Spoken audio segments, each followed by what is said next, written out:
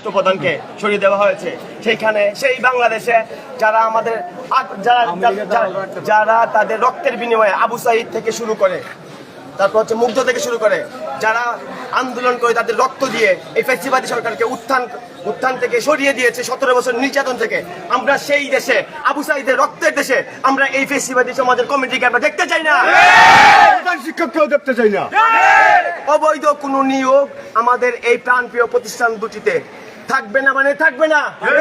চলো রে চলো, আগুন জ্বালো, হাসিনার গদিতে, আগুন জ্বালো একসাথে, দালালদের গদিতে। আগুন জ্বালো একসাথে। আরো কিছু কথা, তার মধ্যে হচ্ছে যারা যোগ্য।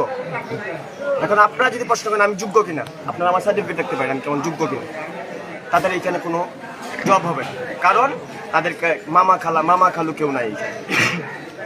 আরেকটা কথা হচ্ছে আমার প্রাক্তন উনি মারা গিয়েছেন, ওনাকে আমরা বেস্ট কিছু